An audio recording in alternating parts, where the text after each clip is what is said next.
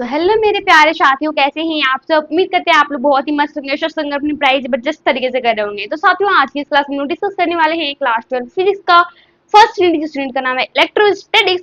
हिंदी में बोले तो हिंदी में यूनिट का नाम है स्थिर विद्युत की, और स्थिर विद्युत की का फर्स्ट चैप्टर विद्युत आवेश क्षेत्र यानी कि इलेक्ट्रिक चार्ज एंड फील्ड। इस चैप्टर का हम 9th लेक्चर आपके बीच लेके आए। ओके, तो 9th लेक्चर में आप क्या पढ़ेंगे भाई। 9th लेक्चर में एक डेरिवेशन को आप देखेंगे, और वो डेरिवेशन क्या होगा वो आपको बोर्ड पे दिख रहा होगा। ठीक है, तो ये डेरिवेशन को आज की क्लास में हम बहुत ही क्लियर करने वाले हैं। ओके, तो बहुत ही इजी लगेगा ये डेफिनेशन क्लियर करने में, बिल्कुल इजी है। आप 3 स्टेप में न्यूमेरिकल को खत्म कर सकते हैं। ओके, तो स्टार्ट करते हैं। 3 स्टेप कौन सा है। सबसे पहले आपको फिगर समझनी होगी, उसके बाद में बताऊंगी 3 स्टेप आपका क्या है। ओके, तो सबसे पहले आप क्वेश्चन पढ़िए, उसके बाद में फिगर बनाऊंगी। तो सबसे पहला क्वेश्चन कह रहा है किसी विद्युत ध्रुव के अक्षीय रेखा पर स्थित किसी बिंदु पर विद्युत क्षेत्र तीव्रता का व्यंजक प्राप्त करना है। यानी कि कोई इलेक्ट्रिक डायपोल है, वो एक्सियल लाइन पे कोई पॉइंट पी आपको मान लेना है, वो पॉइंट पी है, मैं मान के दिखाऊंगी आपको। उसी पॉइंट पे आपको क्या करना है, इलेक्ट्रिक फील्ड इंटेंसिटी का व्यंजक प्राप्त करनी है, लेकिन डेरिवेशन आपको प्रूव करके दिखाना है। ओके, तो स्टार्ट करते हैं। तो सबसे पहले आपको एक इलेक्ट्रिक डायपोल का बात किया गया है। तो अगर आपको electric dipole moment, electric field intensity, इन सब चीजों में अगर आपको प्रॉब्लम हो रही हो, यानी कि हिंदी में बोले तो विद्युत क्षेत्र तीव्रता, विद्युत द्विध्रुव और विद्युत द्विध्रुव आघूर्ण। ओके, तो इन चारों अगर टॉपिक्स में आपको दिक्कत हो रही होगी ना, तो सबसे पहले आप जाके मेरा लेक्चर 8 का वीडियो देख ले, उसमें सारी चीजें आपको कवर हो जाएगी। और अगर आप शुरू से स्टार्टिंग से वीडियो वॉच नहीं किए तो कोई दिक्कत की बात नहीं, लेकिन आप लेक्चर 8 को जाके ज्वाइन कर ले फटाफट, क्योंकि उस वीडियो से आपका हर एक डेरिवेशन बन सकता है। ठीक है, तो आप उस लेक्चर को जाके सबसे पहले कर ले, उसके बाद ये लेक्चर करिए, ज्यादा अच्छा रहेगा आप लोग के लिए। तो उसमें सारी चीजें आपको समझ में आएगी। Q into 12 is equal to P कैसे आया, वो भी सारी चीजें आपको वहां पे क्लियर हो जाएगी। ओके, तो स्टार्ट करते हैं। सबसे पहले आपको क्या करनी है, सबसे पहले आपको फिगर बनानी है। तो सबसे पहले एक इलेक्ट्रिक डायपोल यानी कि कोई एक विद्युत द्विध्रुव है भाई, तो मैं यहाँ पे एक विद्युत द्विध्रुव को नोट करती हूँ। तो यहाँ पे मेरा ए भी एक कोई विद्युत द्विध्रुव मान लेते हैं। इस विद्युत द्विध्रुव का कोई तो मिड पॉइंट होगा भाई, तो यहाँ पे मैंने यहाँ पे इसका मिड पॉइंट ले लिया, ये यहाँ मेरा मिड पॉइंट ओ। तो यहाँ से क्या बोला है कि यहाँ से एक अक्षीय रेखा पर, ये मेरा अक्षीय रेखा है, मेरा कहने का मतलब ये मेरा एक्सियल लाइन है। ओके, तो एक्सियल लाइन पे किसी भी बिंदु पर, कोई भी बिंदु है, मैंने यहाँ मान लिया ये पॉइंट यहाँ है, और इस पॉइंट को मैंने नाम दे दी पी। ठीक है, तो मैंने इसी बिंदु पे मुझे बोला है इलेक्ट्रिक फील्ड इंटेंसिटी का व्यंजक प्राप्त करो, यानी कि विद्युत क्षेत्र तीव्रता का व्यंजक प्राप्त करो। ओके, तो ये पॉइंट जो मेरा पी है, इस पॉइंट का डायरेक्शन तो पता होगा तब तो भाई। तो इस पॉइंट का डायरेक्शन एक मेरा इधर होता है और दूसरा इधर होता है, यानी कि एक E2 वेक्टर और दूसरा बोले E1 वेक्टर। डायरेक्शन का बात किया तो ये एक विद्युत क्षेत्र तीव्रता, ये जो मेरा ये एक सदिश राशि है, इसीलिए मैंने यहाँ पे वेक्टर लगाई। ओके, क्लियर हो गया आपको यहाँ तक सारी चीजें। अब आपको क्या करना है, ये जो पॉइंट पी है, इस पॉइंट पे एंगल तो आपको पता होनी चाहिए कितनी डिग्री का बन रही है भाई। नहीं पता तो मैं समझाती हूँ। देखो, मान लीजिए कि ये जो मेरा हैंड है, यानी कि ये हाथ जो मेरा है, ये हाथ को आपको E2 मानना है और इस वाले हाथ को आपको E1 मानना है। ओके, तो मेरा मुंडी का जो एंगल होगा वो एंगल कितना होगा, 180 डिग्री। यानी कि ये जो पॉइंट पी है, उस पॉइंट पे इतना एंगल होगा 180 डिग्री, जिसमें आपको अगर पता हो तो ये एंगल जैसे ऐसे करके हम लोग बचपन में फिगर बनाते थे ना कि 180 डिग्री कौन, जिसको हम अधिक कौन कहते हैं, ऐसा फिगर बनाए थे। तो कुछ वैसे ही यहाँ पे भी वो एंगल बना, वो एंगल आपका 180 डिग्री हुआ। ठीक है, तो आपने एंगल को भी क्लियर कर लिया भाई। अब आपको क्या करनी है, अब ए से ओ की लंबाई आपको पता ही होगी कि यहाँ से अगर पूरा विद्युत द्विध्रुव का बात करें, इलेक्ट्रिक डायपोल का बात करें, तो वहाँ पे क्या होता है पता है। तो वहाँ पे क्या होता है, कोई भी विद्युत द्विध्रुव का लेंथ आपका हमेशा d इज इक्वल टू 12 होनी चाहिए, यानी कि अगर डिस्टेंस का बात करें वो हमेशा हमेशा आपका 12 होनी चाहिए। ओके, तो यहाँ पे भी तो ये विद्युत हुआ, इलेक्ट्रिक डायपोल हुआ, तो इसका भी डिस्टेंस यहाँ पे 12 होना चाहिए भाई। तो 12 होना चाहिए। एक मैंने L ले लिया और दूसरा L ले लिया, अगर आप इन दोनों का ऐड करते हैं तो 12 हो जाता है। ठीक है, L क्यों लिया अभी आपको पता चल जाएगी, क्योंकि A से O की लंबाई मुझे L पता है और O से B की लंबाई मुझे L पता है। अगर मुझे A से B की लंबाई बोलेगी तो यानी कि 12, तो बात बराबर है भाई, वही चीजें मैंने यहाँ पे लेट की है। ओके, अब आपको क्या करना है, अब आपको नेक्स्ट स्टेप करनी है। ये जो पॉइंट है, पॉइंट ए और पॉइंट बी, ये इलेक्ट्रिक डायपोल, उसका चार्ज तो कुछ होगा भाई, तो इसका चार्ज आपको यहाँ पे माइनस क्यू दे रहे, समझना है। इसका जो चार्ज है इसको यहाँ पे प्लस क्यू है। ठीक है, आपको यहाँ पे इसको माननी है, इस पे चार्ज मेरा माइनस क्यू है, इस पे चार्ज मेरा प्लस क्यू है। ओके, यहाँ तक तो आपको सारी चीजें क्लियर होगी। अब आपको क्या करनी है, अब आपको करनी है कि डिस्टेंस मुझे पता होनी चाहिए, केंद्र से पीक तक का इसका डिस्टेंस तो मुझे नहीं पता है भाई, वो डिस्टेंस हम कैसे निकालेंगे। तो वो डिस्टेंस मैं आपको बताती हूँ कि वो कैसे निकालेगा। देखिए, ओ से अगर पी का डिस्टेंस का बात करें तो वो डिस्टेंस मुझे दे नहीं रखा भाई, तो मुझे यहाँ पे लेट करनी होगी, यानी कि माननी होगी कि मानते हैं हम कि ओ से यहाँ तक की जो दूरी है, यहाँ पी की तक की दूरी, उस दूरी को मैंने आर लेट की, यानी कि मैंने आर माना। ठीक है, तो इस दूरी को यहाँ पे मैं लिख देती हूँ कि मैंने इस दूरी को r मानी है भाई, ठीक है। अब दूसरा बात करते हैं कि अगर हमको O से P की दूरी यहाँ पे r पता है, तो अगर हमको बोल दे कोई B से P की दूरी, यानी कि B से P की दूरी, ये दूरी निकालो, तो आप कैसे निकालेंगे? तो मेरे ख्याल से आप क्या कीजिएगा कि O से P की दूरी में अगर आप O से B की दूरी को माइनस कर देंगे तो आपका ये B से P की दूरी निकल जाएगा ना, निकल जाएगा ना B से P की दूरी। तो कैसे कैसे भाई? तो अगर आप O से P में ये से ये दूरी में अगर आप इस दूरी को O से B की दूरी को माइनस कर देते हैं तो मेरा B से P की दूरी निकल जाएगी भाई, सिंपल है। तो जैसे माइनस कर दिए तो O से P की दूरी यहाँ पे मुझे R पता है और O से B की दूरी मुझे L पता है भाई, तो L, तो यानी कि R माइनस L मेरा B से P की दूरी निकल गई। ओके, तो वैसे ही मुझे B से P की दूरी मैंने जैसे निकाला, वैसे ही आपको A से P की दूरी निकालनी है। तो आप ये कमेंट बॉक्स में बताइए कि A से P की दूरी क्या निकलेगी। ओके, फिर मैं बताऊंगी, आप अभी कमेंट बॉक्स में इसका आंसर कीजिए। तो B से P की दूरी तो आपको पता चल गई भाई कि B से P की दूरी होगी, वो दूरी मेरी क्या निकलेगी भाई? R माइनस L, ठीक है, R माइनस L। ओके, तो R माइनस L तो मेरा ये दूरी निकल गया। अब बात करते हैं A से P की दूरी, ये दूरी मेरी कैसे निकालनी है? ये दूरी निकालनी है तो मुझे O से P की दूरी पता है, यानी कि A, ये जो O डिस्टेंस है और यहाँ तक का जो डिस्टेंस, मुझे इसका और इसका यहाँ पे डिस्टेंस R तो पता है भाई। तो अगर हम इस वाले डिस्टेंस में अगर AO को ऐड कर देंगे तो मेरा A से P की दूरी नहीं निकली। जैसे अभी आपने जस्ट तुरंत क्या किया था भाई? जैसे अभी आपने तुरंत क्या था, O से P में O से B की दूरी को आपने क्या किया था भाई? माइनस कर दिया था, तो आपका B से P की दूरी निकल गई थी। उसी तरह अगर हम A से P की दूरी निकालना चाहें तो इसमें अगर हम O से P को जोड़ दे A से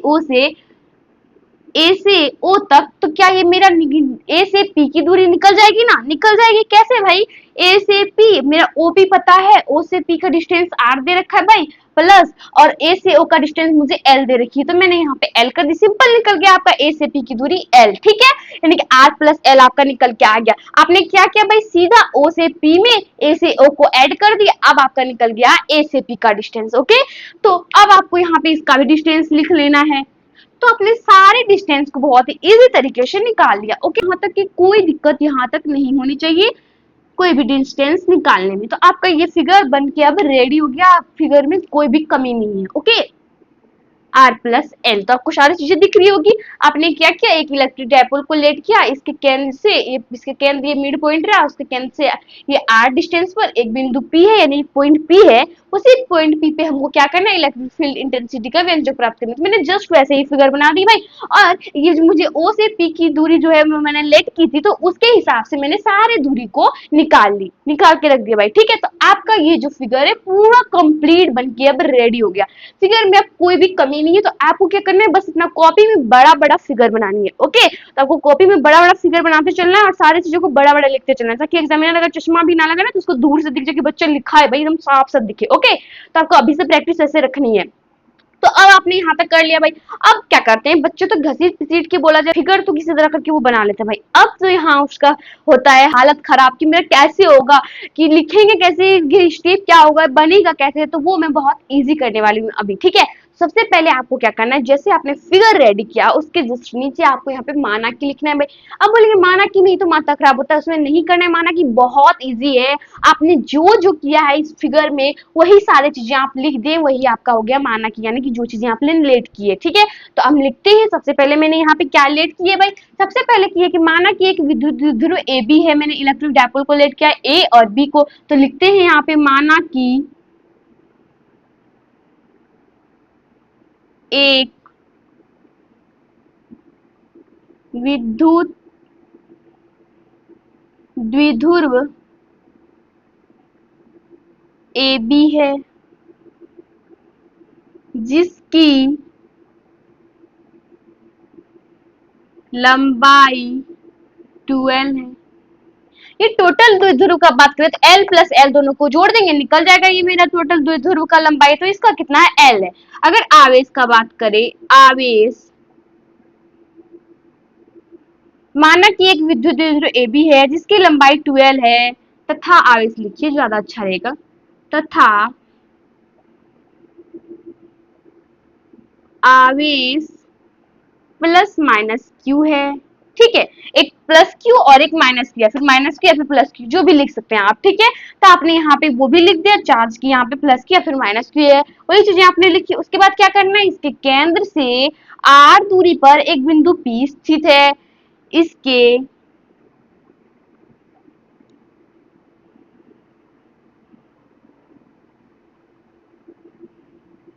केंद्र से r दूरी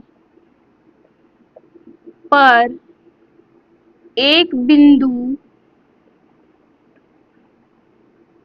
P स्थित है, उसी बिंदु पर हमें विद्युत क्षेत्र तीव्रता का व्यंजक प्राप्त करना है, करनी है, लिखिए। क्या बोले हम, माने कि एक विद्युत द्विध्रुव है जो ए बी है, ठीक है।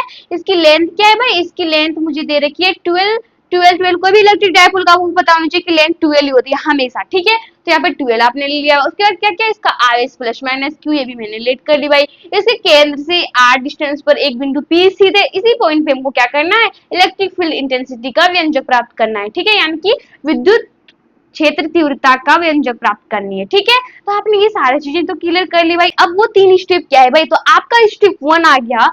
सबसे पहले आप प्लस क्यू आवेश के कारण बिंदु P पर विद्युत क्षेत्र तीव्रता देखेंगे, यानी कि ये जो प्लस क्यू है, इस पॉइंट पे इलेक्ट्रिक फील्ड इंटेंसिटी का मान क्या होगा, वो चीजें मैं देखूंगी, E1 का मान। उसके बाद मुझे क्या देखना है, माइनस क्यू आवेश के कारण बिंदु P पर इलेक्ट्रिक फील्ड इंटेंसिटी का मान क्या होगा, यानी कि E2 का मान देखना है। 2 स्टेप हो गया। स्टेप 1 में मैंने क्या बोली भाई, प्लस क्यू आवेश के कारण बिंदु P पर विद्युत क्षेत्र तीव्रता क्या निकलेगा, फिर दूसरा माइनस क्यू आवेश के कारण बिंदु P पर विद्युत क्षेत्र तीव्रता क्या निकलेगी, फिर तीसरा स्टेप है आपका, वो लास्ट स्टेप है। अगर आप इन दोनों को ऐड कर देते हैं तो वो ऐड करके जो भी आप सॉल्व कीजिएगा, जो भी वैल्यू मान निकलेगा उनको आपको सॉल्व करनी होगी, और सॉल्व करके डायरेक्ट आपका आ गया आंसर। तो 3 स्टेप में आपको ये पूरा आपका डेरिवेशन कंप्लीट हो जाता है, ठीक है।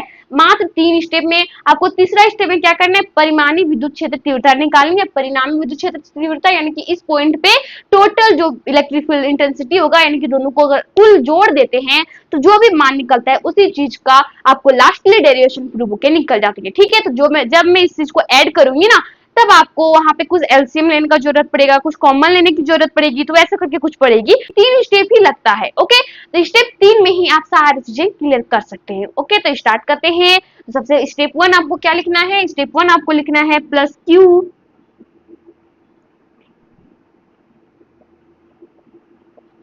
आवेश के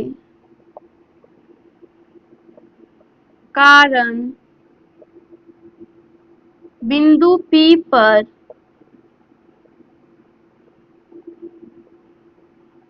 विद्युत क्षेत्र तीव्रता प्लस क्यू आवेश के कारण बिंदु P पर विद्युत क्षेत्र तीव्रता मेरा क्या निकलेगा भाई, यानी कि ये प्लस क्यू आवेश है, इस पॉइंट P पे विद्युत क्षेत्र तीव्रता क्या निकलेगी। तो सबसे पहले मैं E1 का बात कर रही हूँ यहाँ पे। तो E1 is equal to 1/4πε0 1/4πε0 Q by R square. तो देखो अब आपको क्या समझनी है, प्लस क्यू आवेश के कारण बिंदु P पे बोला है विद्युत क्षेत्र तीव्रता भाई, तो आर स्क्वायर हम क्या ले, तो डिस्टेंस तो मुझे यही दोनों लेनी होगी, एक बी और से पी का। तो बी से पी का डिस्टेंस मुझे आर माइनस एल दे रखा है, तो यहाँ पे मैं लिखूंगी अब आर माइनस एल का होल स्क्वायर, ठीक है। ये भी आर दे सकते हैं, कोई भी आर दे सकते हैं, कोई दिक्कत की बात नहीं है। आर माइनस एल का होल स्क्वायर, ठीक है। और इस चीज को आपको इक्वेशन 1 मान लेनी है, ओके। यहाँ तक तो आपका स्टेप 1 कंप्लीट हो गया। स्टेप 1 में क्या किया, प्लस किया इस कारण बिंदु P पर विद्युत क्षेत्र तीव्रता का मान निकालना, तो मेरा E1 is equal to 1/4πε q by r minus l का होल स्क्वायर निकल गया। अब आपको अगर दिक्कत हो रही होगी कि 1/4πε0 q बाय r स्क्वायर, ये जो फॉर्मूला है, ये फॉर्मूला आपने कहाँ से लाया भाई, तो आप जाके सबसे पहले मेरा लेक्चर 8 का वीडियो देख लिया, मैं पहले ही आपको बता दी थी। लेक्चर 8 में आपको उसमें सारी चीजें क्लियर हो जाएगी कि ये फॉर्मूला कहाँ से आया, और बस आर स्क्वायर की जगह पे मुझे यहाँ पे आर माइनस एल लिखना था, वही चीजें मैंने यहाँ पे लिखी है, बाकी फॉर्मूला बिल्कुल सेम है। ओके, तो आपको अगर समझ में ना आ रही हो तो आप जाके लेक्चर 8 का वो वीडियो देख ले, आपको क्लियरली सारी चीजें समझ में आ जाएगी। तो बस इतना कुछ समझने में क्या है कि E1 का बात कर रहे हैं तो आपको स्टेप 1 में यही करना है, स्टेप 2 में भी कुछ ऐसे ही होगा। तो स्टेप 2 क्या करता है भाई, स्टेप 2 कहता है कि माइनस क्यू आवेश के कारण बिंदु P पर विद्युत क्षेत्र तीव्रता, बिंदु P पर विद्युत क्षेत्र तीव्रता किस पे, माइनस क्यू आवेश के कारण बिंदु P पर विद्युत क्षेत्र तीव्रता निकालनी है मुझे। ओके, यहाँ पे तीव्रता अच्छा से लिख दीजिए। अब माइनस क्यू आवेश के कारण बिंदु P पे विद्युत क्षेत्र तीव्रता, यानी कि यहाँ से यहाँ तक का बात किया गया है। ठीक है, तो यहाँ से तो यहाँ तक का डिस्टेंस r प्लस एल है भाई, तो E1 is equal to 1/4 pi epsilon naught Q by r minus L का होल स्क्वायर, तो आपने कर दिया। अब E2 इज इक्वल टू आपको क्या करनी है, यहाँ आपको ध्यान से समझना है। E2 is equal to 1/4 pi epsilon naught, और यहाँ Q ये r माइनस एल का होल स्क्वायर ना होके ये प्लस आर प्लस एल का होल स्क्वायर हो जाएगा। कैसे भाई आर प्लस एल का होल स्क्वायर, क्योंकि ए से पी की बोला है, ए से पी का डिस्टेंस मुझे आर प्लस एल है, तो इसलिए मैंने यहाँ पे आर प्लस एल किया। ठीक है, माइनस ना होकर यहाँ प्लस होगी, माइनस ऊपर वाले में होगा। ठीक है, तो क्लियर हो गया। इसको क्या करना है, आपको इक्वेशन 2 मान लेनी है। ओके, तो इक्वेशन 2 हो गया। अब आपको क्या करना है, इस पॉइंट पे बिंदु पी पे जो आपका स्टेप 3 है, इस बिंदु पे क्या करनी है, विद्युत क्षेत्र तीव्रता का व्यंजक प्राप्त करनी है इसी पॉइंट पे। ठीक है, तो इस पॉइंट पे हमको निकालनी है विद्युत क्षेत्र तीव्रता, तो इसका परिमाणी विद्युत क्षेत्र तीव्रता हमको निकालनी होगी, तब जाके इसका लास्टली इसका वैल्यू हमको निकल के आएगा, उसका मान। ठीक है, तो आप क्या कीजिएगा, आप बिंदु P पर परिमाणी विद्युत क्षेत्र तीव्रता निकालेंगे। ओके, तो क्या कीजिएगा, आप यहाँ पे सबसे पहले आपको करना है,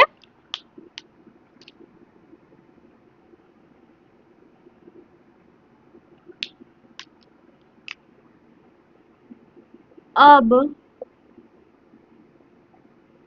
बिंदु P पर परिणामी विद्युत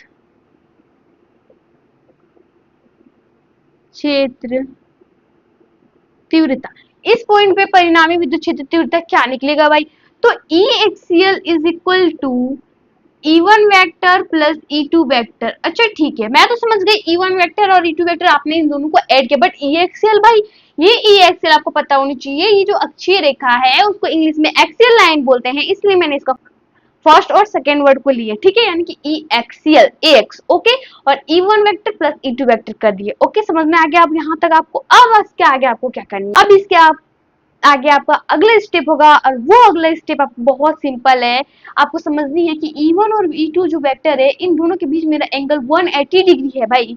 तो एंगल मेरा 180 डिग्री है, तो ये दोनों अगर सदिशों के बीच एंगल 180 डिग्री दिया गया है, तो वो चीजें जुड़ती नहीं है, वो चीजें आपस में घट जाती है। ये चीजें आपको पता होनी चाहिए, आपने अगर वेक्टर भी पढ़ा होगा क्लास 11 में, तो नहीं पढ़े कोई दिक्कत बात नहीं है। तो अगर आपको समझ में ना आ रही हो तो सिंपल आपको समझना है कि यदि दो सदिशों के बीच एंगल 180 डिग्री हो, तो वो दोनों सदिश आपस में घट जाती है। ठीक है, तो इन दोनों सदिशों के बीच क्या है, यानी इन दोनों वेक्टर जो है, इन दोनों के बीच क्या है, जोड़ है, जोड़ नहीं होगी क्या हो जाएगा, आपस में घट जाएगी। क्यों, क्योंकि यहाँ पे एंगल 180 डिग्री। ओके, क्लियर हो गया ना, ये सारी चीजें क्या करनी है, अब आपको यहाँ पे लिखनी है E1 वेक्टर तथा E2 वेक्टर के मध्य कोण 180 डिग्री हो तो क्या होगा भाई, 180 डिग्री एंगल हो तो क्या हो जाएगा, दोनों आपस में घट जाएगी, यानी E axial is equal to E1 minus E2, और हाँ ये जो वेक्टर का साइन है वो साइन आपकी हट जाएगी। ठीक है, अब आपको E1 और E2 का यहाँ पे वैल्यू पुट करना है, इसको आपको इक्वेशन 3 मान लेना है, और जैसे आप इसमें वैल्यू पुट करेंगे किस तरह से आपको वो लिखना है यहाँ पे कि समीकरण 3 में समीकरण 1 तथा 2 का मान रखने पर। ओके, तो आप यहाँ पे लिखिए समीकरण 3 में समीकरण 1 तथा 2 का मान रखने पर। क्लियर हो गया यहाँ तक आपको सारी चीजें। अब जैसे ही यहाँ पे इसका मान रखते हैं तो ये चीजें 1/4 pi epsilon naught Q by R minus L का होल स्क्वायर हो जाता है, और minus of 1/4 pi epsilon naught Q by R plus L का होल स्क्वायर हो जाता है। कैसे? यहाँ पे आपको दे रखा भाई कि अगर आपको यहाँ से E1 का वैल्यू पता है तो E1 इज इक्वल टू आपने क्या किया यहाँ पे 1/4 पाई एप्सिलॉन नॉट और ये Q by R minus L का ये होल स्क्वायर यहाँ पे E1 से लाए और E2 से आर प्लस एल का होल स्क्वायर यहाँ से लेके आए। ठीक है, तो क्लियर हो गया आपको यहाँ तक सारी चीजें। अब क्या करनी है, अब आपको कॉमन लेनी है। पता है कॉमन कैसे लिया जाता है? अगर इसमें भी दोनों चीजों में आपका अगर वैल्यू सेम हो जाए ना तो उस चीज को हम लोग कॉमन नाम देते हैं। ठीक है, तो यहाँ पे भी 1/4 पाई एप्सिलॉन नॉट क्यू है, यहाँ पे 1/4 पाई एप्सिलॉन नॉट क्यू है, तो इन दोनों को कॉमन ले लेते हैं हम। तो कॉमन जैसे ही लिए तो E XL is equal to 1/4 pi epsilon naught ये इंटू क्यू भी कॉमन आ गया और यहाँ बच गया 1/r माइनस एल का होल स्क्वायर और minus of 1/r plus L का होल स्क्वायर। ठीक है, तो यहाँ तक कि आपको इतनी सारी चीजें बच गई। अब आपको नेक्स्ट स्टेप में क्या करना है भाई? नेक्स्ट स्टेप में सिंपल सा आपको इन दोनों का क्या करना है, एलसीएम लेना है। सिंपल आप एलसीएम कैसे लेंगे अभी तुरंत में बताते हैं आपको एलसीएम कैसे लेते हैं इन सब चीज को। अब मैं यहाँ पे Q by 4 pi epsilon naught direct लिख देती हूँ और नीचे आपको क्या करना है, इसका एलसीएम लेना है। देखिए a माइनस बी और a plus B is equal to A square minus B square. ये फॉर्मूला आपने कभी पढ़ी है?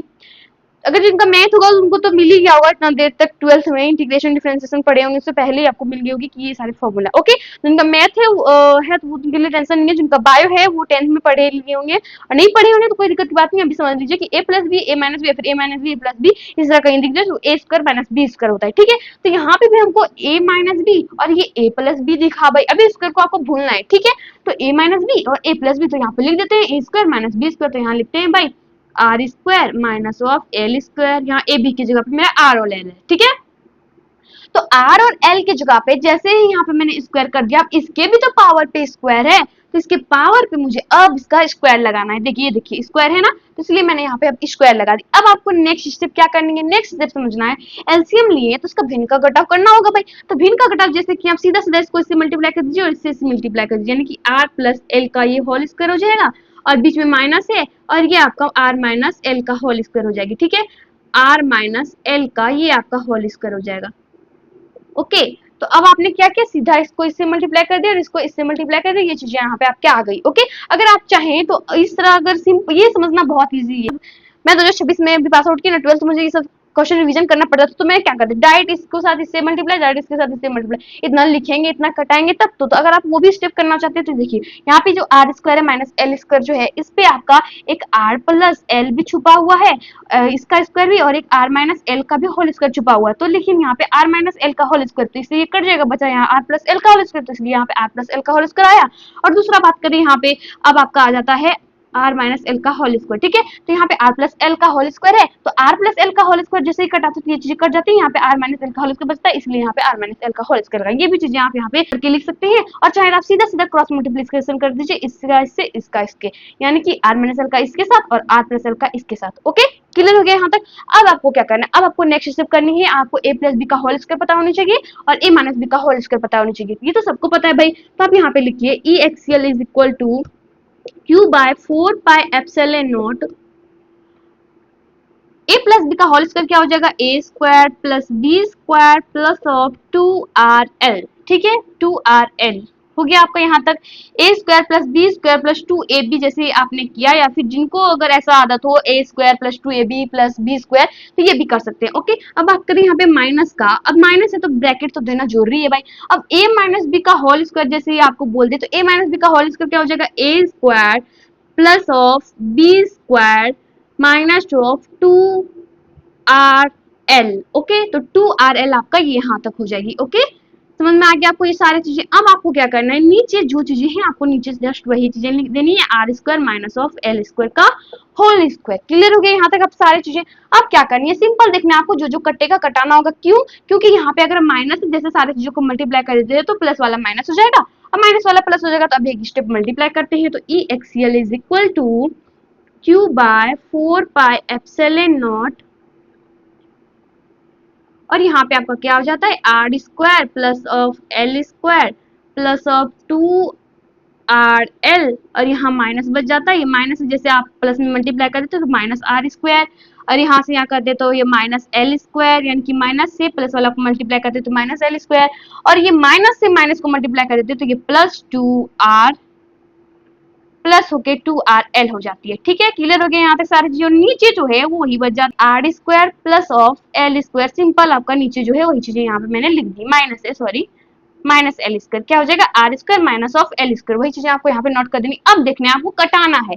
अब कैसे कटेगा भाई, सिंपल सा आपको क्या क्या कटाना है। देखिए ये पॉजिटिव है, ये नेगेटिव, प्लस से माइनस, आर से आर पार हो गया। अब दूसरा आपको एल से ये एल भी खत्म हो गया, यानी कि ये प्लस एल ये माइनस एल खत्म हो गया। बचा क्या यहाँ पे 2RL, यहाँ भी 2RL यानी कि 4RL। तो मेरा तो बोर्ड हो गया फुल। अब हमको करना होगा इधर क्लीन। तो आप फटाफट इस चीज को नोट कीजिए, उसके बाद हम क्लीन करते हैं और आगे आपको बताते हैं इसके आगे स्टेप क्या होगा। ओके, आपने इन सारी चीजों को नोट कर लिया भाई। अब हम क्या करते हैं, इस चीज को कर देते हैं क्लीन।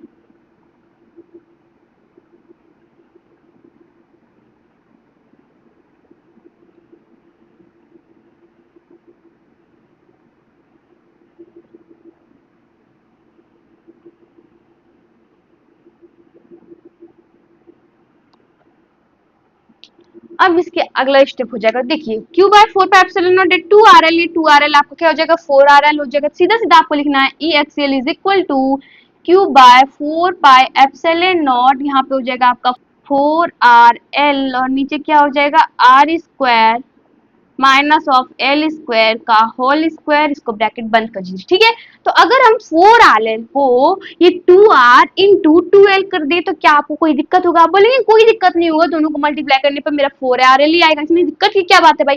तो वही चीजें मुझे यहाँ पे करनी है। तो यहाँ पे हम कर देते हैं E XL is equal to Q by 4 pi epsilon naught, अब 2L into 2R, 2L into 2R लिखिए या फिर 2R इंटू 2L लिखिए, दोनों बात सही है। ठीक है, तो अब यहाँ पे नीचे आर स्क्वायर हो जाती है, ये आर लिखिए, मुझे ये आर लिखने की कुछ ज्यादा आदत हो गई है। ठीक है, तो R square minus of L square लिख दीजिए और उसके बाद इसका भी एक होल स्क्वायर हो जाएगा। ठीक है, तो आपको पता होना चाहिए यहाँ पे कि Q into 2L is equal to P होता है। ये विद्युत द्विध्रुव आघूर्ण यानी कि इलेक्ट्रिक डायपोल मोमेंट। अगर आपको याद ना हो तो ये यहाँ पे आप लिख दीजिए विद्युत द्विध्रुव आघूर्ण, विद्युत द्विध्रुव आघूर्ण। ओके, ये क्या है, एक विद्युत द्विध्रुव आघूर्ण यानी कि इलेक्ट्रिक डायपोल मोमेंट है। ये Q इंटू 2L, तो Q इंटू 2L की जगह पे यहाँ पे मुझे P लिखनी होगी भाई। आप यहाँ पे कीजिए ई एक्सएल इज इक्वल टू, यहाँ पे सबसे पहले 1/4 पाई एप्सिलॉन नॉट लिखने हैं आपको और P बाय, और नीचे जो है R square minus of L square का होल स्क्वायर का देना। ठीक है, क्लियर हो गया आपको यहाँ तक सारी चीजें। और यहाँ पे 2R आपका छूट रहा है, तो यहाँ पे आप 2R भी लिख दीजिए। ठीक है, 2R। ओके, अब आपको क्या करना है, अब आपको यहाँ पे समझनी है एक बात। वो बात क्या है भाई, आर स्क्वायर में जैसे आप एल स्क्वायर को माइनस करते हैं ना, तो आपका वो आर स्क्वायर ही बच जाता है। लेकिन कैसे, क्योंकि ये जो एल स्क्वायर है ना, ये लगभग 0 के बराबर होता है आर की तुलना में। यानी कि आर इतना बड़ा है, इतना बड़ा है कि अगर इस चीज को माइनस कर देते हैं तो आर को कोई फर्क नहीं पड़ता। यानी कि मेरा बोलने का मतलब है R is greater than, so much greater than आपका एल हो जाता है। R square is so much greater than L square हो तो क्या हो जाएगा, हो तो ये क्या हो जाएगा भाई, तो ये R square minus L square, जैसे ही इसको माइनस करेंगे तो ये कुछ नहीं फर्क पड़ेगा, तो सीधा हो जाएगा आर स्क्वायर का भी आर स्क्वायर और यहाँ पे यानी कि आर टू दी पावर 4 मेरा बच जाएगा। सिंपल सा, ये दो दूनी 4। ठीक है, क्लियर हो गया यहाँ तक आपको सारी चीजें। कैसे हुआ, क्योंकि ये एल में जैसे इसको माइनस किया तो इसको कोई फर्क नहीं पड़ेगा। क्यों, क्योंकि ये क्या है, ये एल से बहुत बड़ा है आर। ठीक है, तो आप जैसे इसको माइनस किए ये सीधा आर स्क्वायर का आर स्क्वायर ही बचा और इसका भी स्क्वायर है तो इसलिए इसका स्क्वायर ना होकर ये आर टू दी पावर 4 हो गया। ओके, अब आपको नेक्स्ट स्टेप करनी है। नेक्स्ट स्टेप आपको इस जगह पे ये R to the power 4 value put करनी होगी। तो आप यहाँ पे E XL is equal to 1/4 pi epsilon not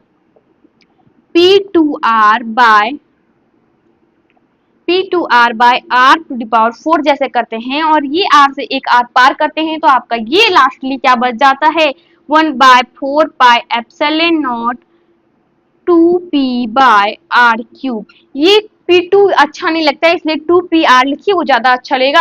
सीधा 2p/r³ रहता है, ये ज्यादा अच्छा लगता है। तो यहाँ पे आप शुरू में ही लिख दीजिए 2p। ठीक है, क्योंकि ये अच्छा लगता है और ऐसे अच्छा नहीं लगता है कि हो।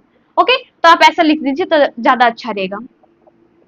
यहाँ पे आप 2p r लिखिए, ज्यादा अच्छा रहेगा क्योंकि बोलने में भी अच्छा लगता है कि 1/4 पाइप से लेना 2p/r³। ओके, क्लियर हो गया आपका। लास्टली ये डेरिवेशन का ये फॉर्मूला आपका निकल के आ जाता है।